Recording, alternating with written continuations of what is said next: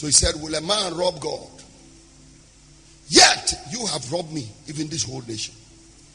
And you say, wherein have we robbed you? God said, in tithes and in offering. In other words, some of you are giving the tithe, but by now you should have grown beyond the tithes, and you should have gone into offerings in tithes. For God so loved the world that he gave his only begotten son. Everybody say, for God so loved the world that he gave his only begotten son. Now, did God give a tithe of his sons? God had only one son and he gave him. You are sitting there arguing about tithe. He said, freely you have received, freely give. So God gave us his son, only son, freely. And said, you too, I gave you my son freely. You also freely give. And even the 10% is a struggle for you. If God was giving us 10% of his son, only the gere of Jesus will come into the world. Jesus, the whole body will not come. God will just cut the gere, the thigh. Can you imagine you were here in this world and then Jesus' thigh comes into the world and is jumping?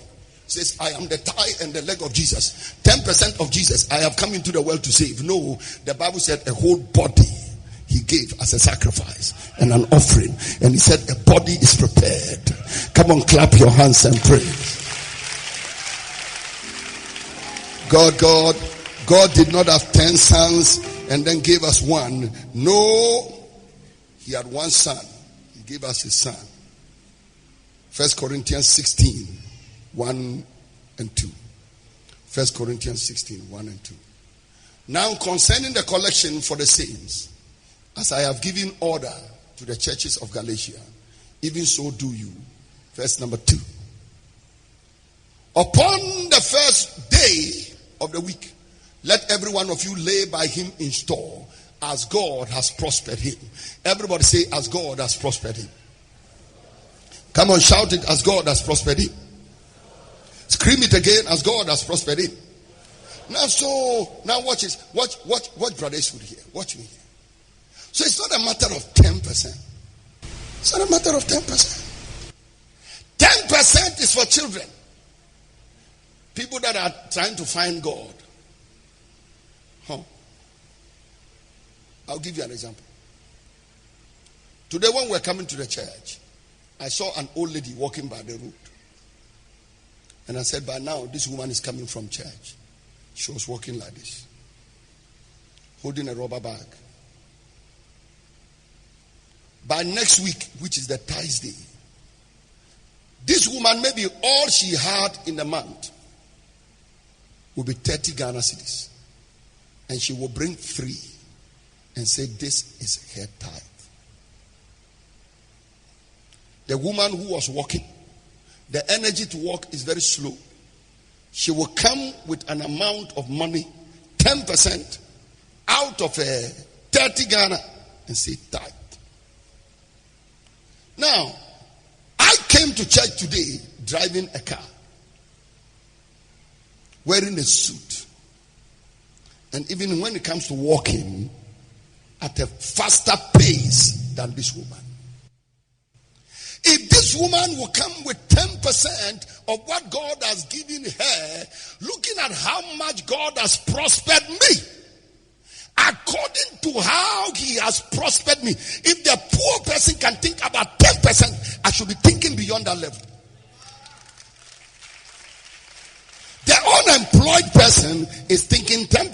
Unaccommodated person thinking 10%. The one that has no clothing is thinking 10%. The one who has no house is thinking 10%. You live in your own house. You are also thinking 10%. No, you are refusing to grow. I believe when we come and stand before God with our tithes and offering, the people that have land, houses, car, companies, businesses, their tithe must be different. Their offerings must be different from the one who has nothing.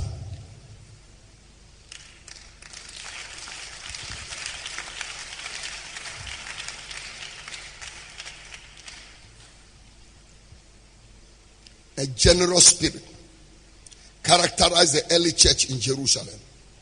These people were not thinking about just tithe. They were selling their goods and distributing them to one another according to the needs that everybody had. Ladies and gentlemen, I sat down and I watched this church. I know the church a little bit. And I can tell you that there is a certain level of generosity which if we bring into this house, there will not be one single poor person or needy person in the church. The trouble is that many of us are keeping more than we should keep. Acts chapter 2. Now I want you to listen to me carefully here. Listen to me carefully. Acts chapter 2. And all that believed were together and had all things in common. So Pastor Mike, it's not tithe we are talking about. Everybody had all things in common. So Brother George's car is your car. Solo's car is your car. Pastor Mike's car is your car. But you see, they had all things in common. So these people are not thinking tithe. Am I preaching to somebody at all? You see, the tithe is there. I will tithe, but I look beyond the tithe. They had all things in common. So your shoe is somebody's shoe. Look at somebody's shoe and say, she. Wow, the shoe. Ooh. Tell the person, I'm going home in this shoe. Listen, people, this is Christianity. Wifey, when a friend in Yamisom, not that argumentative, hard-hearted spirit. You are sitting in church and they are receiving tithe and they are receiving offering. And no, they are not supposed to receive. They are to take you and everything you own. Thank God we are only receiving tithe and offering from you. Ideally, everything you have, we should gather it and bring it to the church. Oh, but we are under grace and this is the New Testament. Now, I'm quoting from New Testament and it is not just 10%. They that believe were together and they had all things in common. Verse 45. And they sold their possessions and goods and parted them to all men as every man had need. Verse 46. And they continued daily with one accord in the temple, and breaking bread from house to house, did eat their meat with gladness and singleness of heart. People were selling their property, selling their land, selling their donkeys, their horses, and they were bringing the money for the things of God. Acts chapter 4 verse 32 to 37. Acts 4 32. And the multitude of them that believed were with one heart and of one soul. Neither said any of them that aught of the things which he possessed was his own, but they had all things in common. The same thread of thought is being repeated here. Can I hear somebody shout an amen? Now this is New Testament. So these people have grown beyond the tithing, and what they are saying, you know what? Everything I have is yours.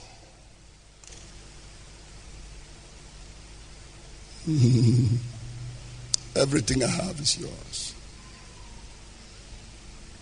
Oh, Jesus. A man came to me in Accra. I never saw him before with my eyes. I've never met him at that time. Put a check in my hand. 100,000 Ghana cedis. And he said, Reverend, this check is for the needy. I immediately called Mommy. I said, Pearl, take 60,000 for Health Foundation. I called Joe Achumboro. I said, take 20, help the needy. And then I took another 20. I said, put it in another account in Accra, where sometimes, you know, some of the Wahelians are not only in Bogatanga. Some come to us even in Accra. They pursue us from city to city. And that 60 they went and put in Health Foundation. 60,000 is what is helping us to take care of the orphans and the widows. But you see, there are people in this building. No, some of you here can do it. And the multitude of them that believed were of one heart and of one soul. Neither said any of them that aught of the things which he possessed was his own, but they had all things in common. Verse number 34. Neither was there any among them that lacked. For as many as were possessors of lands and houses sold them and brought the prices of the things that were sold. Verse 35. And laid them down at the apostles' feet, and distribution was made to every man according as he had need. People, there are poor people. I've been saying every day, there is no way you can grow a church if you don't solve the problems in the community. For your level, salvation is heaven. For your level, salvation is going to heaven. For my level, salvation is to give people good news, both here in this life and in the life to come. For me, salvation, redemption, transformation is to change your mind so that you will now go and preach to somebody to get born again. My job is to empower you, the believers. Now watch my job as an apostle. Watch my job as a pastor. Watch my job. He said I should equip the saints for the work of the ministry and perfect you for the work of the ministry. And I should edify the body of Christ. That is my job. That is my job. My job is to stand here and make sure that every needy person, the word of God can reach them. You know what, people? I pray between now and Tuesday, may God change the situation of every single person in this church. There are poor people you and I have not noticed. May God help us to notice them. And may your life begin to change somebody's life, transform somebody's life. Come on, clap your hands and praise. Oh, you may be seated. Whenever this man is coming here every Sunday, my sight lines are well defined. My sight lines. What I see is not what you see. But there are many ways people can be saved. If I empower you, you can take a ball of kinky to somebody's house after this meeting. And after giving the person the ball of kinky, the person will say, how do I get this Jesus? Brother Eastwood has taught you people. That is evangelism. That is salvation. Am I talking to somebody at all? If you can clap, God is empowering you to change somebody's life. Come on, scream like your voice is yours and praise.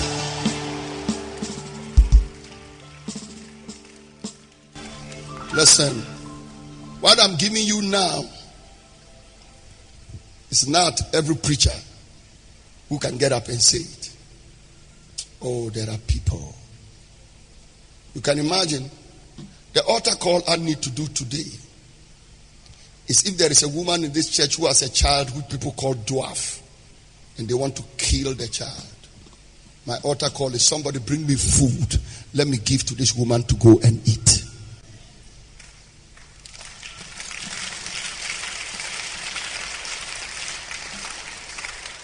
My altar call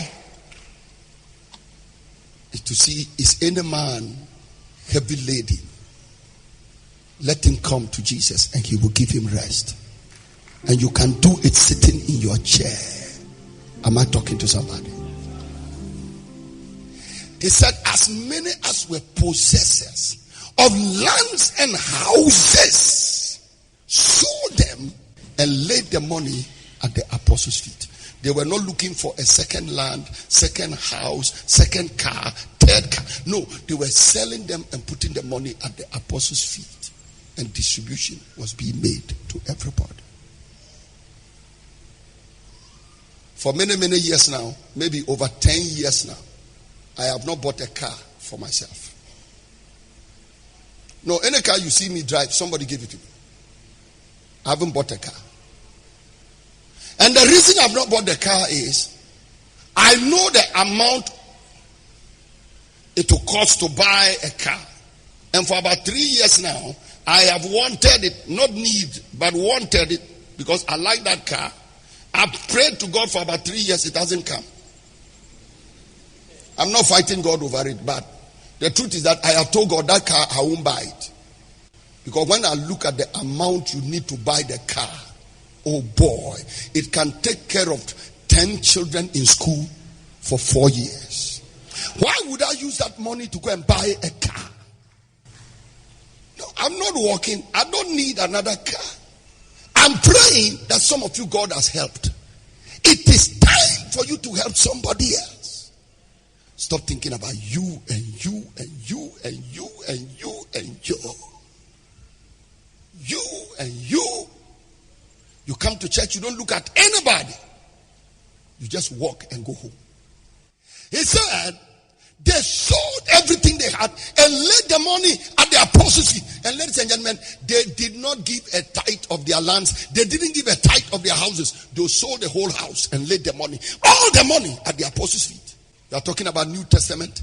In the New Testament, the giving was more aggressive than the Old Testament. Oh, you are not understanding me. You are not understanding me. I like the people who normally say, but you see, when you go to the Roman Catholic Church, and when you go to Methodist Church, and when you go to Presby, they don't receive funds, and they don't do fundraising like these modern day churches. You know what they do in the Catholic Church? Things some of the people who are blessed in the church can do. The rest of the people, even if you don't emphasize tithe, you don't emphasize offering, you don't emphasize pledges, it doesn't matter, because 1 or 2 individuals are doing it. Let me tell you, people, there are 5 people in this building today. If they decide to give an offering according to how God has blessed them, everyone in this building can go home without giving an offering, and the church offering will still be good. I'll give you an example. Listen, there are 10 people here in this building. Let me say even 5. Who can write a check of 10,000 Ghana cedis as an offering, and they won't die. In fact, by tomorrow, they won't even feel that it has left their account. If those 5 people get the 10,000, 10,000, 10,000, 10,000, 5 of them alone, that is 50,000. All the shouting during offering, shall we turn to Malachi chapter this? Shall we turn to 1 Corinthians? It will not be necessary. It will be first Bogatanga, and the thing is done, instead of 1 Corinthians.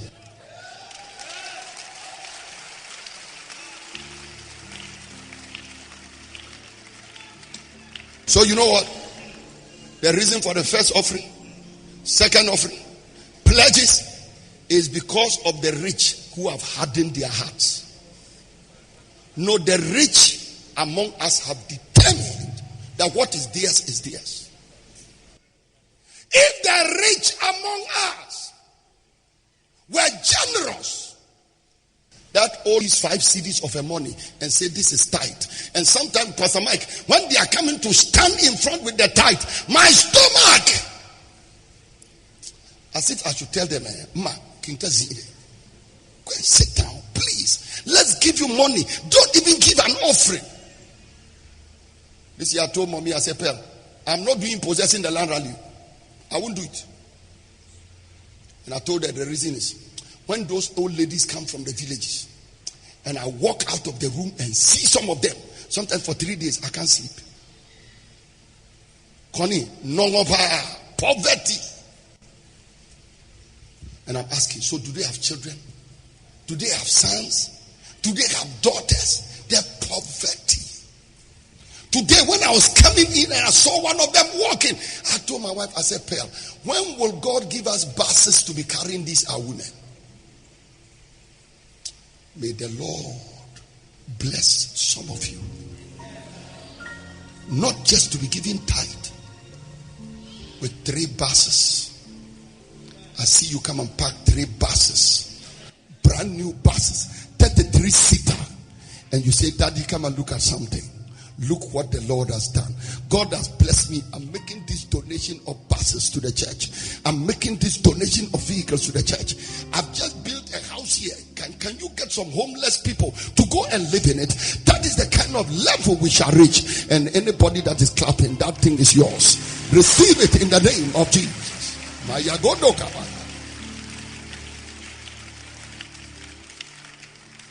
Oh, you see, Brother Isu, we are in the new covenant, and the tithe, the 10%, is the Old Testament. Fine, but I'm telling you, when it comes to the New Testament, Old Testament, Cain gave a wrong offering to God and pleaded with God.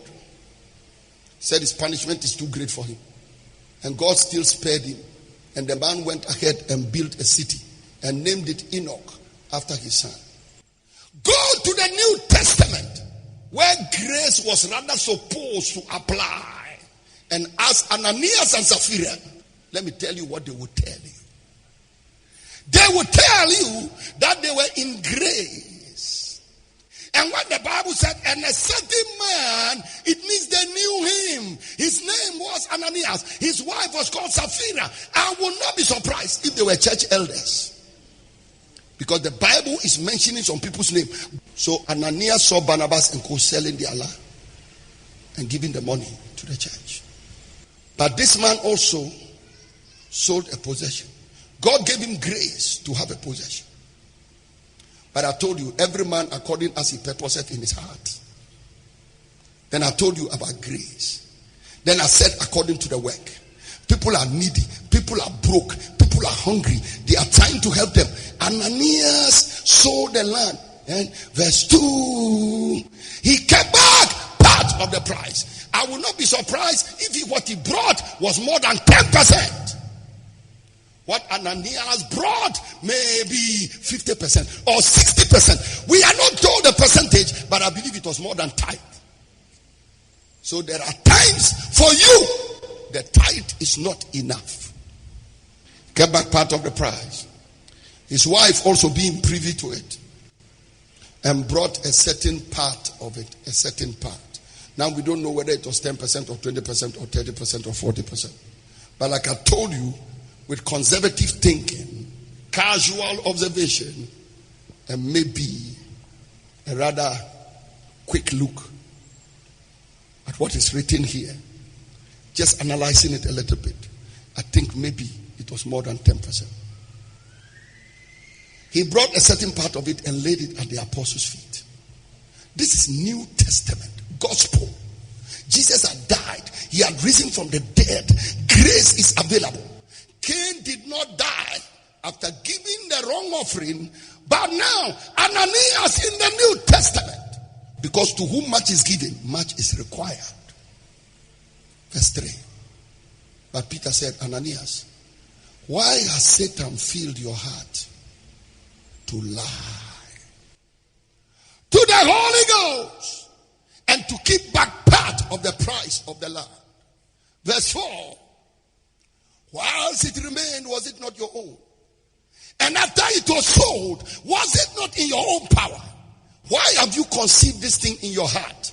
You have not lied unto men, but you have lied unto God. Stop there for now. Stop there for now. So every month, you have a chance to tell whether you are telling the truth or not. The truth. Or you are lying. Last week, I received 2 different stories. Finance chairman told me a story about somebody who had a need. And when we asked the person too told us a different story. You know, there are small lies we tell in the church. Sometimes they even destroy people's integrity. Now you wrote a letter, he said, I need some money, I'll pay back. It's like a loan. When we ask, you say, no, I asked for financial assistance. I didn't ask for loan. One day, if you clap, you won't fall. I like the way people are clapping. You don't want to fall. Lies. They are lies. You see, you just lie. So Ananias brought some of the price, the money, put it down and said, like Barnabas did, me too, this is the whole money. Peter said, Ananias, why has Satan filled your heart? There are some of the things you do in church. It's not God that filled your heart. It is not your own mind that filled your heart. Satan has filled your heart. And Satan doesn't only fill your heart to fornicate or do witchcraft. He fills your heart to lie. So you can have 10 Ghana, you can have 100 Ghana cedis. And the tithe is 10, and you take 5 and come and stand here on Tithe Day and say, here is my tithe. God is looking at the 5 and say, this guy, Sandan Sela. If you know anything, I'll knock you down. The only thing is that if I knock you down in the church, the same people who say, what kind of church is this? People are dying in the church. Maybe the pastor has done something. But you don't know, sometimes it's your own work that will kill you. You understand what I'm saying? Mayoko Sheke. And that is why sometimes, as soon as we finish the tithe, when you stand here and we are praying over the tithe, Father, this is my tithe in the name of Jesus, blah, blah, blah. When we finish and you are going back to your seat, you hear something in your leg. Bah! You say, Kai, the devil is a liar. That the devil is a liar. Who the liar? The tithe you just took there is a lie. That is why the bog race in your knees have just shifted.